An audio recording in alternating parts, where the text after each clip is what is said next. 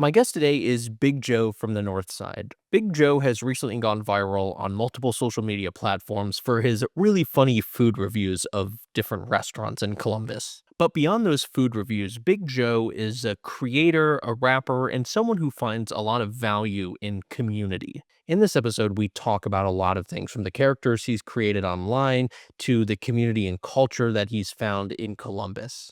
But more than that, he shares his story and his thoughts on the future of Columbus. All that and more on this chronicle of the Columbus Chronicle. Well, hey, cheers, my friends. Well, first off, congrats on 10,000 and now Thanks, 11,000 man. followers. 12. 12 now? 12. As I pulled up, it went up. And that's all like relatively recent, right? Or have you always been kind of trying to build towards this? I've had like 18,000 followers for like 3 years. And I don't know, none of those people really know me. So I really probably have about like 60 followers for like 3 years. But yeah, and then overnight, I mean, not overnight, I've been making content for a nice little bit. So I've been getting my reps and I've been doing all different types of stuff. But once I figured out that this was working, I kind of just put my foot to the gas. I was like, I'm just going to keep doing the same exact thing. I'm not going to switch it up. So you said you had about 1,800 around that. Yeah. So what I love about your videos, and we can get into them in a little bit, but what I love about the videos is that I'm so used to seeing like the super generic food reviews come across my feed or something like that, where it's like, we went to Tommy's Diner in downtown Columbus and this is what we thought. Your videos are so fucking funny. How did you come up with that idea? Well, it's so people ask me this all the time. There's this guy called I'm forgetting his name right now. I think it's like Unbelievable or something, Undeniable something. I'm pretty sure that the viewers will correct me, but he went viral. His name was Unforgivable. You know, I got to show you a clip. I got to show you a clip just for context. This is going to help you out. Send me this afterwards and I'll throw it up on the screen when you're showing me, because this, I imagine this is important to the backstory. Yes. So this is what people accuse me of getting it from. This is not the origin. But look how many views this thing has. 10 million. 10 million. Everybody loved this. Can you feel the cadence and the so he gets to points where he eventually I'm going to screenshot this that way I can send it to you. He gets to points where he eventually gets really animated in the way that I am, and everybody assumes that I'm imitating Unforgivable. But that is not the case. That could be the farthest thing from the truth. Growing up, most black kids know about this, and maybe white kids, I don't know, but I only know about black kids because I'm black. But our parents would get really upset in public. And when your mom or dad's upset at you in public, they can't scream, especially if they're black, because everybody's gonna think that they're like abusing you or something. So what they do is they kind of like talk through their teeth. Like, you better get your fucking ass over here right now. And that's how my dad would talk to me when he was angry. So one day I'm just literally making a review because I didn't know I was gonna start doing them, but I was doing it, and I had hit a little bit of my marijuana, and I just started to get into the and then I was like, hey, I'm gonna keep doing this. But yeah, it really came from my parents being upset with me and me getting in trouble. Let's go back to that then. I'd love to hear your story, because you were telling me you're from Detroit area originally. How, your early years, how did you get here? Well, I'm from a little town called Memphis, Michigan. It's real little. I'm probably the most famous person out of Memphis, Michigan, which is really cool. Like, that's my first time even actually saying that out loud. And that kind of sounds vain, but I'm gonna pat myself on the back for that one. But I'm from this very small town called Memphis, Michigan, and it was really racist. I was one of very few black people. If there was another black kid there, either he was my cousin or he was from literally one of two other families. So growing up, making jokes was like how I like defended myself. And I wasn't always good at making jokes. I was like really a nice kid getting bullied every day. My younger brother would bully me. I would always be like, I'm just gonna pray for him, Mom. My mom was like, no, like, you need to fight back. So one day I got teased because my mom was overweight. I never seen a problem with it, but my mom did. And she felt bad about it. But in the moment, the best that she could do was teach me how to make jokes back at them. So that became like a moment for us. And I remember just like a period of years of her just making me funny. We didn't have much. So we spent a lot of time together. Me and my siblings, my dad, my mom, we spent a lot of time together. We didn't have cable that much, so we're literally just talking. So we all talk and we all make jokes. And we all make jokes about each other. And we would all come up with these little one-liners. Like my mom loves a one-liner. My mom loves a slogan. She loves like a new saying. So like you hear me say stuff like, let's head to the shitter or to the doo-doo house. Just like little one-liners. I got that from growing up and trying to impress my mom because I felt like if I can make her laugh, I was making her happy. And like that's how I got love from my mom, was making jokes. So yeah, I started making jokes and it started to become like my thing. Like people started to like me because I was funny and I was willing to be funny in a way that was authentic to me. I feel like a lot of people tell me all the time, they say, I think a lot of the things that you say, you just say them. I pride myself on just doing exactly how I feel and saying exactly what I feel. And if that's wrong, it's wrong. I'm wrong. And maybe I'll change. Maybe I won't say it again, but in the moment, that's how I felt. And that's who I was. And it just so happens that now that I'm doing this, a lot of other people feel the same way. Like, and they resonate with the energy. And So at what age, I guess, would you say you like realize like I can be really funny? Is there like a certain age, or was it just a gradual progression over time? that's a really good question. Is there a certain age I realized I was Or funny? maybe a certain moment, like you were in high school or middle school or something I like hate that. to say this. I hate to say this, Connor. Actually, I don't hate to say this, Connor. This is who I am. No, I've always felt like I was the funniest. I've always felt like I was the funniest. I've always felt like I was the best. And I think that's kind of what makes a little bit of me funny. Is it like he really believes this? Like he really thinks, and if I'm wrong, I'm pretty sure that makes it even more hilarious. And I'm okay with that. I'm fine with that. But no, I think I've always thought that, you know, I wasn't always funny, but whenever I tried to be funny, I was funny, if that makes sense. So I always felt like I was kind of the best at being funny. I always felt like I could. And I also grew up in a place where there was a lot of white people and I was one of the only black people. So the way that they lived life was a lot different than mine. So I could just bring basic things from what I was doing at home and it would make them feel like they were watching the circus. Like it was just so hilarious. I'm doing things that are like surface level. Like this is not even like my mom wouldn't even laugh at this. My mom would never laugh at that joke. But you guys are gonna laugh at it because you guys don't, I don't know, you guys just don't have that kind of, Well, because yeah, there's not that authenticity. Yeah. it's just not, yeah. How did you get here then? And like, how does that story go?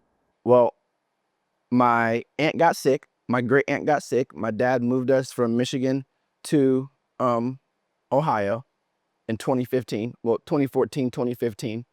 I went off to the Marine Corps. I did 6.5 years in the Marine Corps as a reservist. During that time, my family moved back to Michigan one by one, or moved, around the world. My brother and sister both joined the Army after me. There's no other Marines though. So my dad was in the Army. I'm a Marine. My brother's in the Army. My sister's in the Army. So my mom's the only one that was not in the military. And it's so crazy because, like I just told you, our house was so playful and joyous. But my dad was the strictest man I've ever met in my whole entire life. Like the strictest. Like it's like a weird balance that I have of like understanding when it's time to play and when it's not time to play. But when it's time to play, I really want to play. But yeah, it was a really good balance. We moved here in 2015. Then everybody moved back and I stayed here and I've just realized that this is my home and I love it here. And I go back to Michigan all the time, but I like living here. Columbus is really cool. It's really diverse. All my friends are here. Um, I often think that men's brains develop a lot slower than women's. And I feel like my brain developed here. So this is like my home. Yeah. Cause like once everything started to click, I was on these streets. I was around these people. So I really don't want to go anywhere now. On that side, what is that like for you kind of psychologically living in a small town where it's maybe just like you and your family are the only people you see that are black around? It's all other white people. Yeah, that was that was pretty crazy. I think that I don't talk about that much, but I think that really made me into who I am. Um, it was really tough. And like, I don't think that everybody that was there knew how tough it was. Um, I remember just being a kid and thinking that if I make jokes about myself in a racial way, these people will accept me. I remember one day, I will never forget this. I will never forget this. And this is so embarrassing as an adult to say, but I did this as a child. One day we were having like a sleepover. It's me and all my friends. They would always make racist jokes. So I'll do anything for a joke. That's what makes me me, is I will go that extra length. I will lay down on the train if this is gonna make you guys laugh. And as a kid, that's dangerous. I remember I tied a belt around my neck in the closet as a joke, hung it from like the closet thing at my friend's house during a sleepover. And I was like, look, guys, I'm just a nigga in a noose. And they were all laughing. They were all laughing. And just me saying that really hurts. Like that really, really hurts. But that's the length that I was going to be accepted. That's what I was doing to be accepted. That's how badly I wanted to just be a part of a community, so bad that if we're gonna make fun of who I am, I'll join in. And that bred so much, because then I didn't like myself because they don't like me. So yeah, then I'm trying to impress people that really I don't have to impress. There's really no need to impress them, but these are all the people that I know. This is my whole community. All I have is these people in my family, and I have, like, if I want to make a friend, I have to make a friend with one of these people that are insensitive to this subject. So that was really tough, but it made me really strong. And I would not, if I had to do it again, I'd do it the same exact way. I remember one day, I was bullied really bad. I remember one day we were playing volleyball and I was talking trash. I've always been a trash talker. We're playing volleyball in gym class. I'm doing a good job. The girls are liking it. I'm wearing my little cutoff shirt because it's like 2000s. I'm feeling buff. I'm in like the ninth grade. I feel so buff. I got my shirt off and everything. I'm playing and I'm talking trash to one of the football players. This is literally like a movie. He doesn't like it. Okay, we get into the locker room after gym class. It's winter time. Him and his buddies grab me, throw me into the locker. They go outside, get snow from outside. They start shoving it through the holes in the locker. They grab sticks from outside and they're poking me like a animal in a cage. I go out and I tell on them. I'm like, you know what? Today I'm gonna tell. You know what? That was a little much. Okay. I go out and I tell. But because I was the class clown, the teacher said, what did you do to him? What did you do to him? I'll never forget that. I said, oh my God. Y'all believe this had me in that damn locker, poking me like a wild animal. And they're turning it back on And you. they're turning it back on me. I said, ain't that some shit? But that made me so strong. I realized that, I don't know, when I didn't get the help I needed, first off, it made me stronger with my family. I can go home and talk about it. And I almost had to be careful what I went and told my parents, because they'd be down at the police station telling on people. And they'd be down trying to get, I'm like, Mom, we do not need to call Reverend Al Sharpton, because they be trying to, because if grandma finds out, they done put me into locker, they're gonna try to call, they're gonna try to call Steve Harvey, everybody gonna try to be down here. No. So I never wanted to tell them everything that was really happening. And I feel like sometimes it kind of hurts their feelings that I was in that situation and that they didn't know, because I would just come home and smile. I would just come home and make jokes. Like, it's not time to worry about school. Like, I'm trying to have fun with Mom. I'm trying to, you know. But yeah, it was tough, but it was beneficial. And it also, now that I'm an adult and I've had time to grow into myself, I've seen that there's a lot of people, and like I joke about this in my videos, but there's a lot of Black people that are afraid of white people. And I'm not. I'm not in any way. We're all people. We are literally all people. I'm not afraid of anybody. But there are Black people that literally are afraid and don't want to talk to white people, don't want to be around white people. Not because they don't like them, but they feel that either they're going to be judged or they're in harm or any of these things. And I just don't, I just don't feel that. In my opinion, the people that I'm closest to, they feel that they're not gonna change. They don't want to change. But without that change, they're not going to be accepted or heard the way that they want to be heard. On the most basic level, and I use this like in joking manner, but like a lot of my friends will go out and like I'll talk to white girls, they won't. Because they're like, I'm scared. I don't know what to say to them. I'm like, say the same thing you would say to the black girls. Like, what did you read? They're the same girls. They're like, no, man, I'm afraid of the white girls. I don't know. I'm like, no, they want you to be you. They actually want, and that's a whole nother story. But I'm like, man, just be yourself. Just be yourself. But yeah, that was probably the biggest benefit of that. But yeah. You mentioned like you back home you had not felt like you had a community.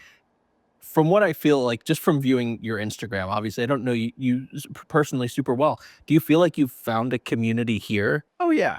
Oh yeah. Oh yeah. Big Joe from the Northside. I literally named myself off of the north side of Columbus. That's just where I've chose to root myself. And I love it here. I love it here. I have so many friends. I started rapping when I was 9 years old. So I've been rapping my whole life. That's where like I very first started editing videos and stuff like that. I've dabbled in a whole bunch of stuff. I'm just like a creative all around. But I've always been like, not to toot my own horn again, but this is just the truth. I've always been like half a step above the normal guy. So I wasn't great at anything really because I was doing so much, but I'd be like that much better than the regular guy. So um, I started rapping and I was intentionally looking for a community. So I was going to open mics, I was doing, all these things. And I took this energy to the stage in a very flamboyant and, just different way that people weren't used to seeing. And that got me a lot of the friends in the community that I have now. I was the king. Well, I am the king of rebranding. I rebrand myself as many times as possible. Right now, I am crazy chicken nigga. That's just who I am. And I have full in on that. I'm not even worried about music or anything else right now because this is who I am. And this might be here for 6 months. And you look on my page, I'll be doing something totally different. You'll be like, what is Joe doing? I thought he was doing chicken reviews. I'm like the king of rebranding. But that started through rap. I've changed my name 14 different times. My real name is Michael. Yeah, I just created this. I literally just create these characters. What's your real full name? Because I only know you as Big Joe. You have to reveal it. My real name is Michael Joseph Keith Ford. Yeah. And it's so funny because I always tell people that my name's Joe, and people are like, well, why do you say that your name's Joe if your name's really Michael? Because then they'll actually get around me, and my girlfriend will call me Michael, my brother will call me Michael, my family calls me Michael. It's because I'm a superstar. So I have to create a barrier. I don't want you to, I don't want to be walking down the street and somebody be able to say, Joe, and me not know if it's somebody that knows me or not. I know that if somebody says Michael, okay, you know me. Okay. But if you say Joe, I automatically put you in a box. Like you are a fan. You know me from my work, which is however you met me. But yeah. So my name is Michael Joseph Keith Ford, but I go by Joe. We should tell the audience not to call you Michael unless they get to know you. Exactly. Don't do it unless you get to know me. But yeah, I went through a couple rebrands. My most famous one was I started to name myself Pussy Boy. And yeah, and I was going around and I was Pussy Boy, and I'll never forget it. I'm a very impulsive guy. And whenever people say don't do that, I'm like, that's it. That's what I need to do. So I was sitting down once again, just smoking with my friends. And I was just thinking to myself, I'm like, bro, everything we do all day is for vagina. But I use a different word, but it is for women. Everything that we do is for women.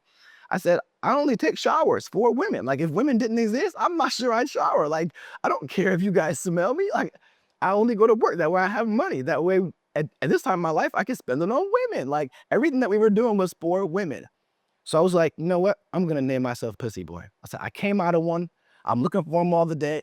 I am going to name myself this. And I know I had a rap show that next week. I told the promoter, put Pussy Boy on the flyer. He said, I'm going to do that. That's going to be good. and I was already rapping, but I was going by Joseph Keith, my 2 middle names. And he puts it on. More people showed up to the show because they're like, who is this Pussy Boy guy? And here I come, out pops Pussy Boy, and people loved it. That was like my first little bit of like popularity. I was like, wow, like if all I have to do is make fun of myself a little bit, I'm used to this. I've done much worse, much, much worse. And yeah, from there I just kept flipping whenever it gets old, I just do whatever is right for me in that time of my life. I've done, and whatever I do, I document it and I put it on the internet. Like you can go on the internet and watch my whole life, all the different girlfriends. I used to be a stepdad. I have tons of stepdad content. I'm telling you, I was the coach of the little league. Okay, but my girlfriend's white, the kid's white. Everybody's like, whose kid is his? Because he's the coach. But I'm like, like I told you, I'm 110%. I'm like that little bit more than regular. So yeah, I'm like, I'm gonna be a stepdad. I'm gonna be a stepdad. Like we're playing t-ball, and I'm gonna be the coach. Going into it 110. Look, Yeah. I got the kids mic'd up. Yeah. So many different things, but now we're here. Do you ever find, because I'm very similar to you in the fact that I like do a bunch of random things creatively. I'll be like, oh, I want to film this. I want to take pictures. I want to learn graphic design. I want to build websites. I want to do, I want to learn how to play an instrument. And I consistently, like, I'll do a podcast. Like, I consistently, do you ever find that to be a curse at all? Or do you just lean into it? Because for me, sometimes I go, God, I wish I could just focus on one thing and just stay with it for a while. But that's not how I am. People have always told me, that's the biggest gripe that all my friends and people that are close to me have, is that I never stick with anything too long. Like, it's like as soon as something starts to work, I get bored. I think I really like the chase. I really like the chase of, I'm gonna master something new. And then once I master it, I kind of get bored. And I'm like, I'm trying to master something else. And I've never felt it to be a curse. I do feel like I would be more successful if I would have leaned into just any of these lanes consistently. I'd be a lot further in my life. But I'm trying not to think about that too much. I like to just think I'm having fun. I'm living my life, and I'm getting to an age where now I'm like, I've seen enough and I've tried enough things to where I'm like, okay, I can lean into this one a little bit more than the others. And that's what I'm doing with this food review thing. I'm like, hey, I've gotten to a point where I've tried a lot of things and I've stopped a lot of things, and I see, well, I know what potential looks like in an area. And this area right here has a lot of potential for me. And at this point, I'm 28 years old. If I can figure out a way to feed my family off my personality, now's the time. So now I'm looking at it kind of a little bit differently. Now I'm not really doing it for views or anything like that. I can really make a living off my personality. If I really lock in and go out to eat every single day, which is what I'm doing right now, I haven't batched any content. I go out to eat every single night, and no one's paying for these meals. I have a budget set out aside for me to go out and eat. I'm gonna go out to eat after this. We should like make a note then. If you should sponsor him and get him someone sponsor his meals. I need a spot. No, that's a really good idea. So let's go to this this character that you said you've created now with these food reviews. So first off, what was the idea to start doing the food reviews? And two, when did it like just break and the followers came crashing in? Yeah. So ask the question one more time. Yeah. Okay. Well, I asked two, so I'll start with the first one. It's like, what made you decide to jump over to food reviews? Okay. I was eating out all the time. I love going on dates. I love going on gallivants. That's a word that I've learned that I love using. Gallivant. Me and my ex-girlfriend, we were always going on a nice gallivant. We would love to just, and for people that don't know what a gallivant is, I'm gonna loosely describe it. It's just kind of like random activities that you do throughout the day. Just like activity after activity, but they're all random. So we started going on all these gallivants, and I love going to a restaurant. I love a good experience. I love sitting down in a nice space that smells nice, with people that look nice, that they're dressed nice, that everything is, I like to feel nice. I like to eat good food. I like to have a good time. and just relax in a nice space. And I'm very critical of that. So every time we would go out to eat, I'm complaining about something, but I'm not complaining about it in like a upset way. I'm just talking. And like, I would always like have like little like quips with her. I'll be like, the waitress can only lose her tip. Okay. She can only lose it because she's starting off with a tip. Okay. But the more you play with me, the more blah, blah, blah, she would lose the tip. I would always go to the bathroom and check them, come back and report, talk to her about it. I'm rating everything. I'm wiping the table with my hand, looking at my hand, just doing extra stuff, just to be annoying, you know, because I'm still gonna eat you regardless, and I don't really care. But one day I was like, I need to start doing these food reviews, and I would post random videos all the time. And one time I was just on my story, and I was at this Mexican spot, and I'm just in the camera, you know, having a good old time, eating, talking, showing her, showing me, and I got the most story engagement. That was the very first time that I realized that people liked food and me together. So I was like, okay, kind of kept it in my back pocket. I was actually gonna get a Yelp account. That's how much I love to just review. I was just gonna type. I was just gonna, you know, get a little Yelp review, get my rocks off about the restaurants. But about a month ago, I said, you know what? I'm gonna do it. I'm gonna do it. I'm gonna no. I had got some chicken wings from Big B's lunchbox. I had got some chicken wings and I wanted to put it on my story. So I opened it up and I had my buddy record a video of me. But the video that he recorded, I didn't like the sound on it. So I said, I'll just do a voiceover over top of it. Then I did the voiceover. It was a very mild voiceover, very mild, but he did like a zoom in effect. And his zoom in effect really sparked this. Because when he zoomed in, I felt like I needed to exclaim. Like I needed to like bring like a certain type of energy to the video. And that's when I was like, got into moving my voice. And I posted that. And I think that that one first blew up because of the content that I was sharing. Big B was giving away, well, he still does do this, 20 chicken wings and a big thing of fries for $20. You're not, Okay, where's this at? yes. Big B's Lunchbox on Instagram. I'll send you his information. But yeah, he has these specials. And I think that's really what did it, is that everybody was like trying to share and save this post because this is a lot of chicken. And from there, I was like, you know what? I really already like the idea of doing these food reviews. I'm going to do it for another place. And then I did it. And I can't tell you which one blew up because once I got a little bit of attention, I tried to keep my head down. Just keep making them. Exactly. Once I got a little bit of like, okay, I said, okay, that's all I need to see. And I don't need to be looking at numbers. I don't need to look at anything else. I just need to work because it is work. I think then that's what people don't understand, is that it's not just me screaming into my camera. This is work. I have to go to work, get off, go to a restaurant, record at the restaurant, worry about people looking at me recording. Now people are starting to recognize me. So now I have to shake hands and kiss babies, okay, on the way to the counter. Then I have to try to secretly record without being too invasive. You know, it's very stressful. And then I have to edit it. I have to scream. I don't want to scream all the time. And then nobody wants me to be screaming inside the house. Now, wherever I'm at, I have to go outside to my car to make the videos. Now I'm screaming in my phone, hoping that nobody's walking by. You know, it's work. It's really work. But it's working. And that's what's keeping me from not thinking that having so many gifts is a curse. It's because now I'm getting to use all of them at once. Yeah. I've made videos. I've had to try to gain a following through fans by making music. So now this is nothing new to me. This is almost like a culmination of all the events put together. It's like, now is my time. I really feel like that. And all the people that have been watching me, like my day one friends from Columbus, they also feel like this is my time. I've gotten so many phone calls. Everybody's like, bro, you better not stop this one. Like if you have any chance at anything, this is it.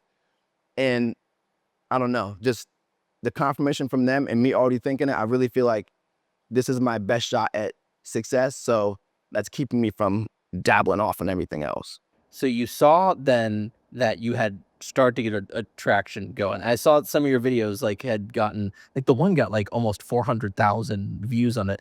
And you just decided, I'm not going to pay super close attention. I'm just going to keep making this content. How, like, obviously you want to do this as a career, but as of right now, where are you mentally with that?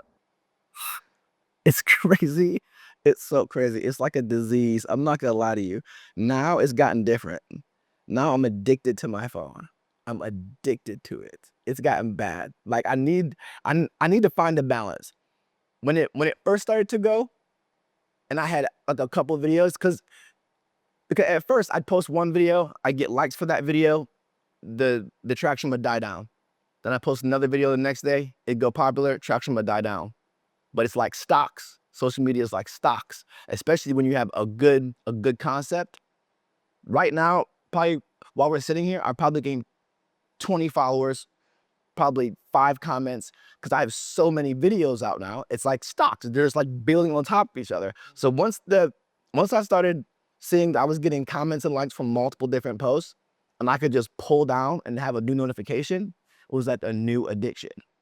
Now, and actually, I had did a video about Delaney's Diner, and it was a very racially charged video. The most popular video, of course, it's the racially charged video. And there was like a week where I could pull down and read a new comment. And that was like a dopamine hit. So now I'm just like wanting to talk to people and wanting to see, like, and I love when people love me. And if I'm wrong for that, I'll be wrong for that. But I love that. I love that.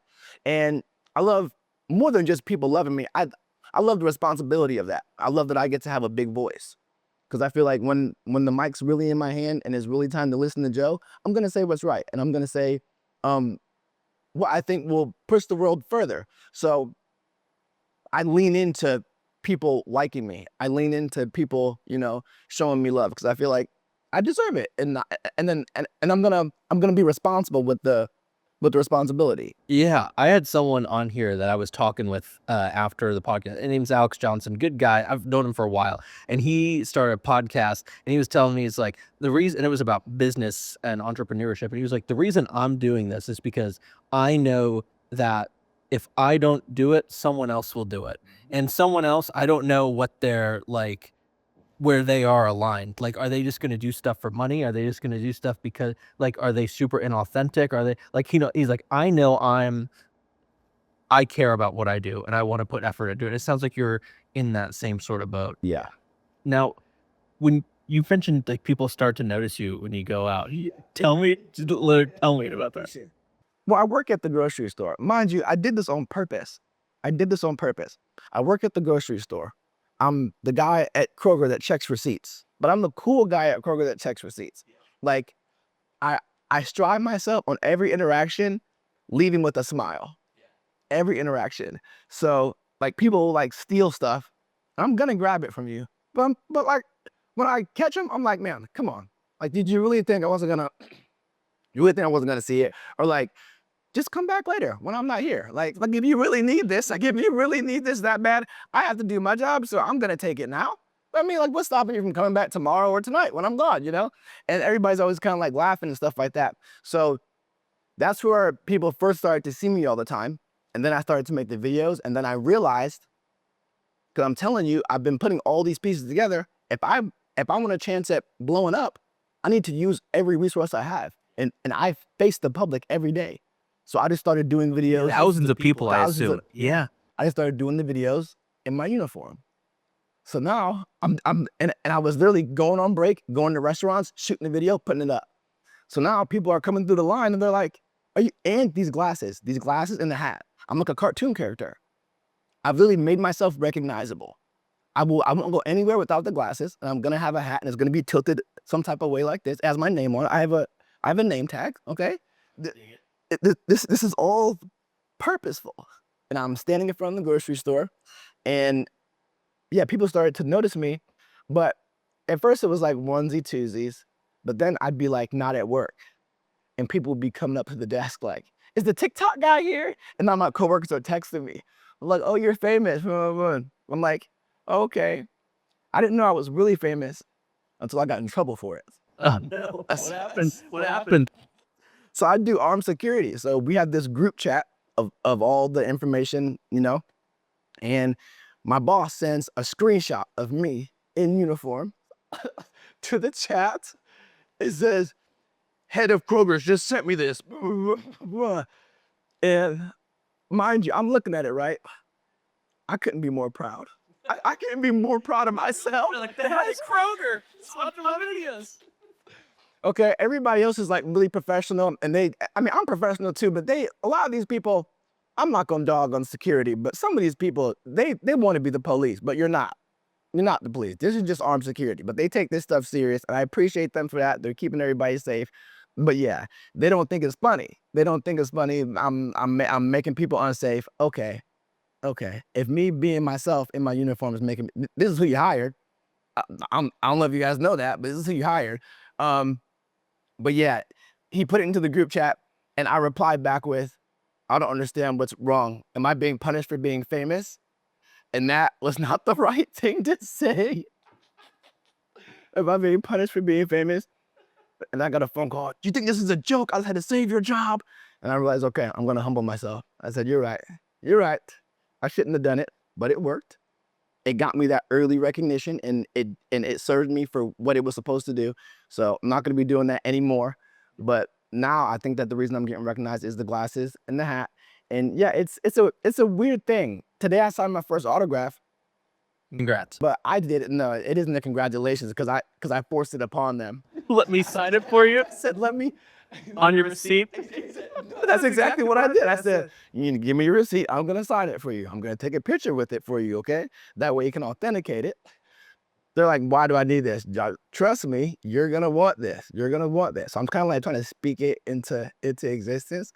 But yeah, it's kind of cool. I don't really know. I kind of feel a little scared a little bit because I'm a rapper, and being in the rap scene, all I think about, my most irrational fear is a drive-by shooting. That's my most irrational fear.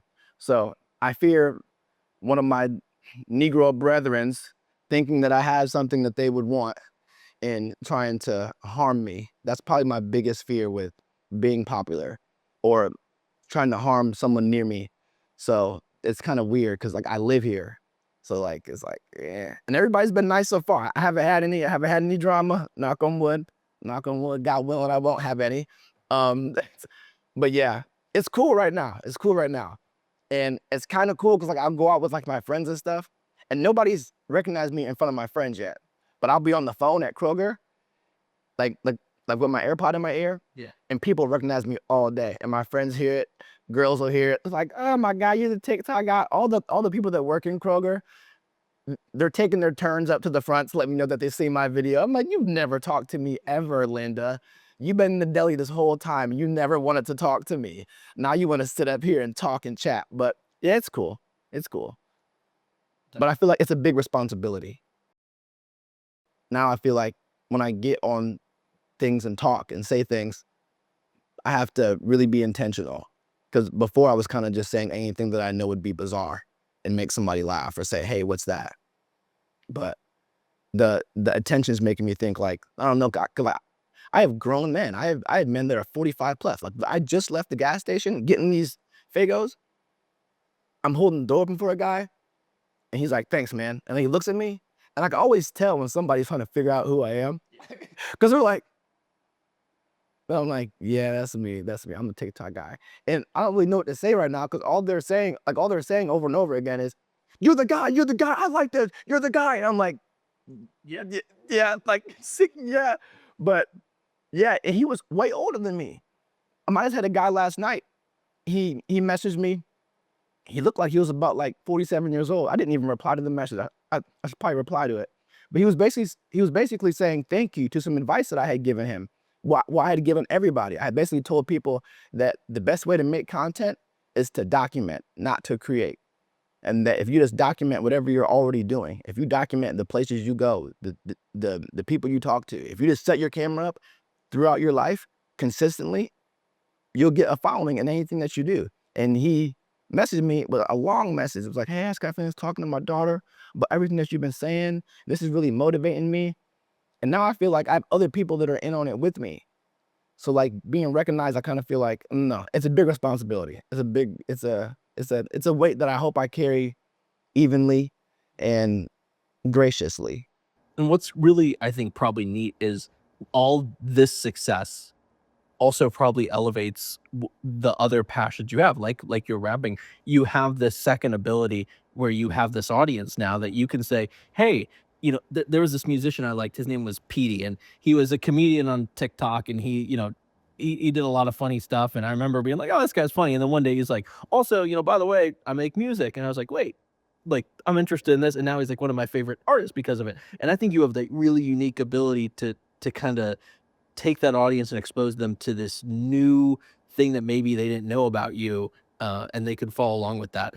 So, okay, the most important question I think now, food.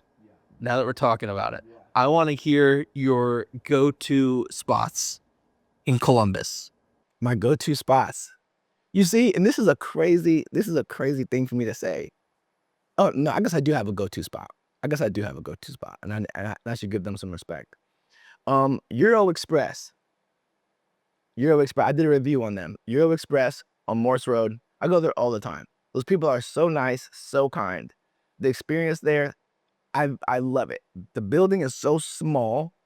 They have this seating that's like right in front of the window. I feel like I'm in one of those old time movies, looking over my shoulder at at Morse Road, everybody crashing and stuff because they can't drive. It's a very peaceful place in there. It's never too busy. Um, they always have something on the TV. For a long time, they were always playing UFC fights 24/7. I don't know why, but it was UFC 24/7. But the people in there are just so nice. And the food's always fresh, no matter what time of day you go. I went at literally 10 minutes before they were gonna close, and my meal was fresh. I was so impressed. And I got it through the drive-through. They have a drive-through and you can go in. Um, but yeah, I'd probably say Euro Express, my number one. And then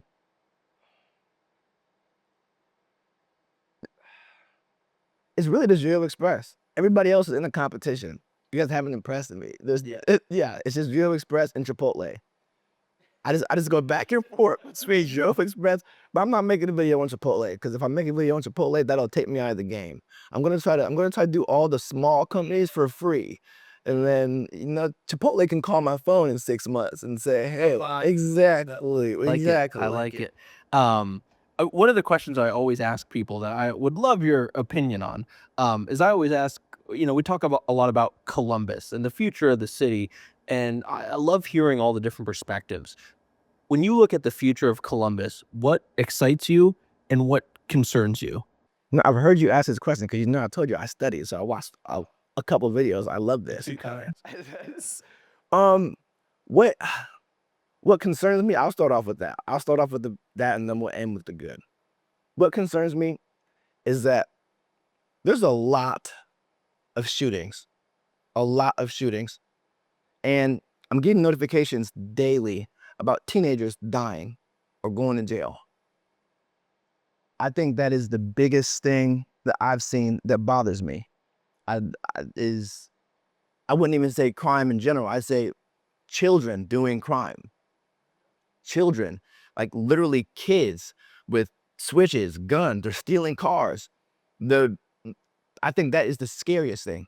And I don't know how we stop it because it's just so deeply rooted. It's so deeply rooted. These kids want to be tough so bad. They need to be tough. When everybody wants to be tough, then you have to be tough. And that's scary because having to be tough as a kid is you shouldn't have to be tough as a kid. You should be able to be a kid. Kids should not have to be tough. Um, and that's one of the biggest things that scares me. And that's what I think that this new journey I'm gonna be able to help with that a little bit. Like I want them to be able to realize, like, yeah, I'm gonna cuss and be funny and boom, boom, boom. But every young person that I come into contact with, I try to be that be that voice of reason. And it always catches them off guard because they're like, what do you mean? Like, what do you mean I shouldn't do that? I really mean you should not do that. I think that you should keep this job at Kroger. Like, oh, I love the teenagers at Kroger. I love them because they think I'm cool. And I get to influence them. Like, hey man, you're doing good by being at this job right now. Like you have peers that don't have a job. I see you here every day. You're doing a good job. Where are you going after school? What are you doing with this? What are you doing with that? I think that we need more people to take on a couple teenagers. Just take them into your community. Like I am quick to get a teenager's phone number. Text me, call me, text me. What? Whatever you need. Need a ride home from work? I'll take you. I got you. You can call my phone. If every single one of us just get 3, 4 teenagers, I think we'll be a little bit better off. But yeah, it's super scary and it's very sad. It's very, very sad. And I haven't experienced any of these children being hurt directly towards me. I don't really have any family here, but there's so many families that are going through hard times right now. So many. They're losing kids left and right. There's some mothers losing multiple kids, and that's terrible, terrible. So yeah, What before we go into what excites you, what would your message be to those kids then? I know you talked about it a little bit with, keep this job. There's other kids, but what would your message be to someone who's, a teenager who is having or is trying to be tough or is having to be tough in the environment they're in? yeah. I think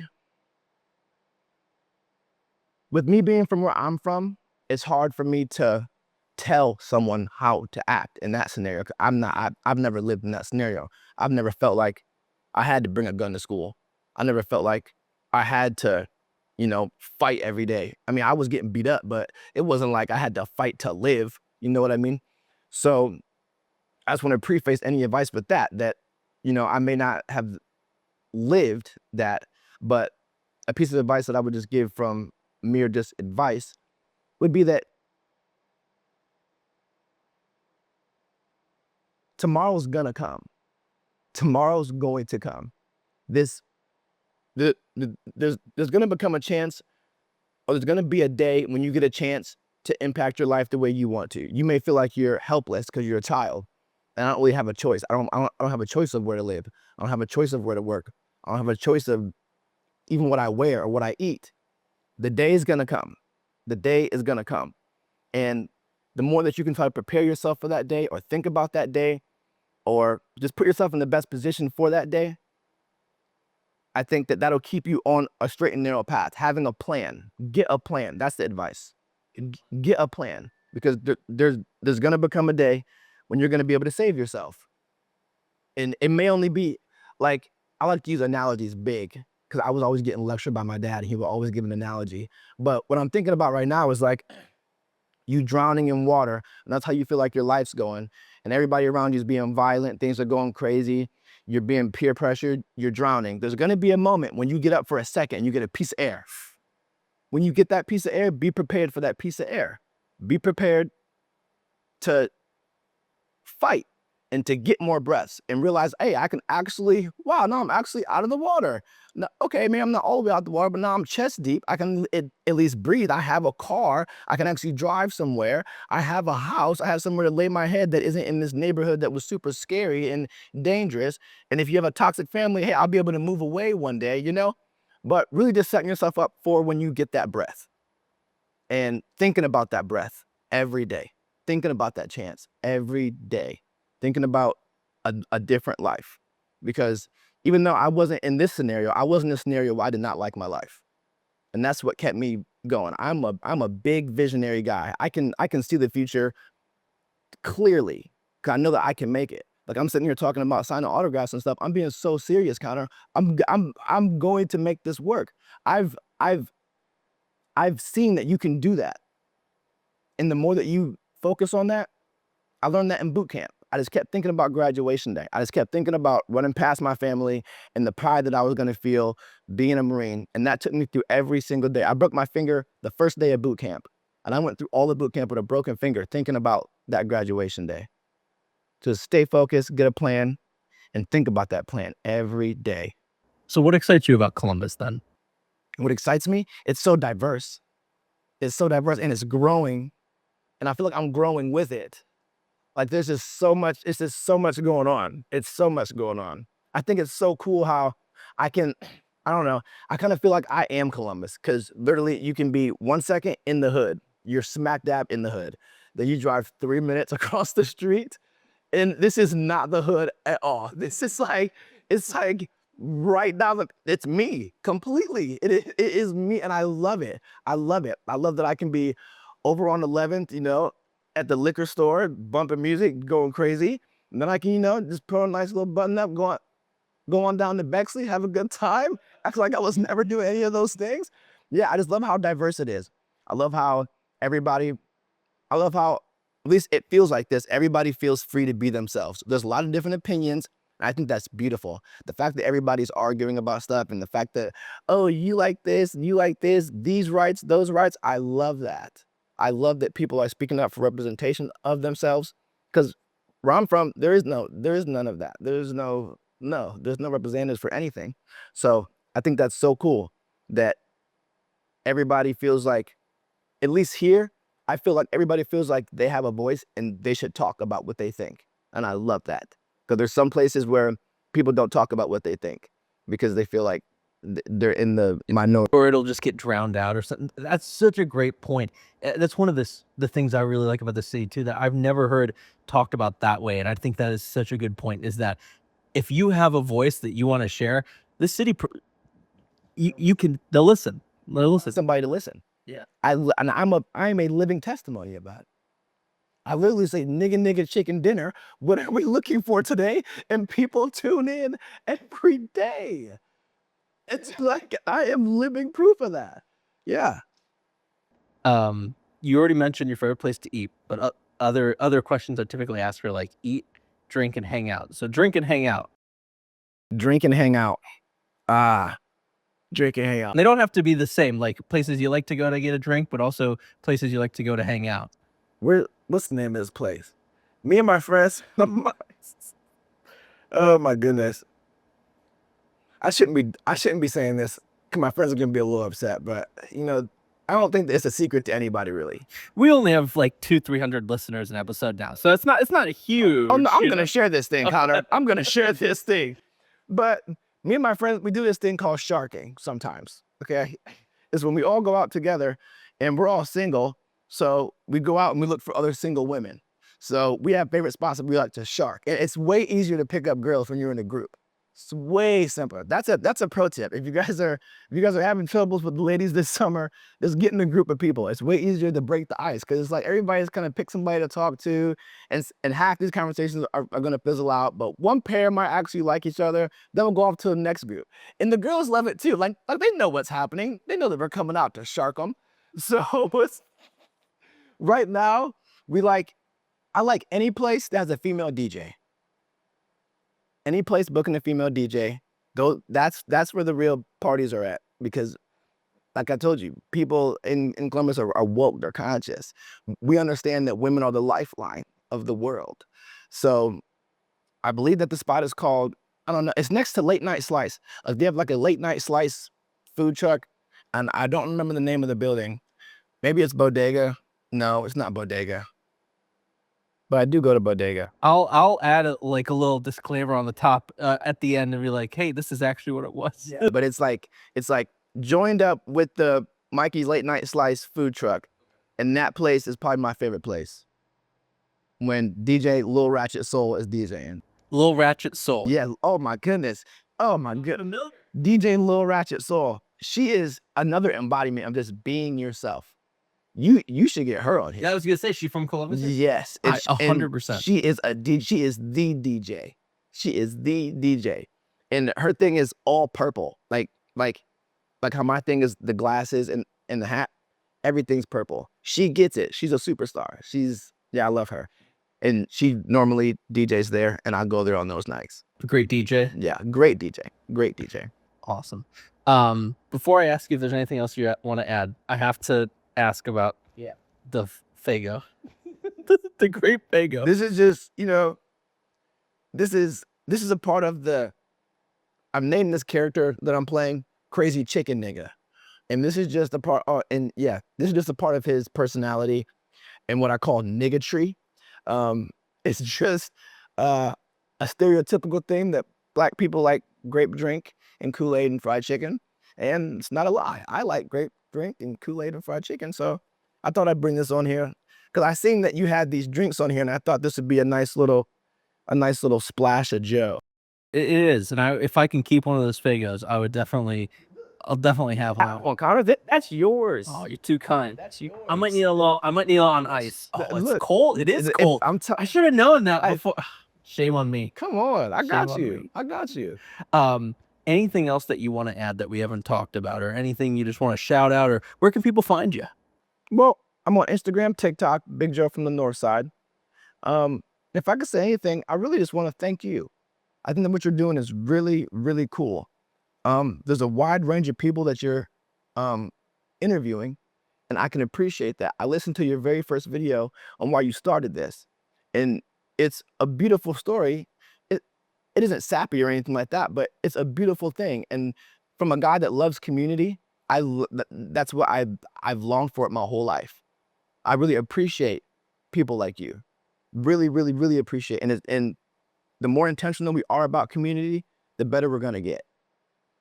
And I just want to say that I appreciate you and thank you for having me on. Thank you for having this podcast. Um, and I wish this thing the best of luck, man.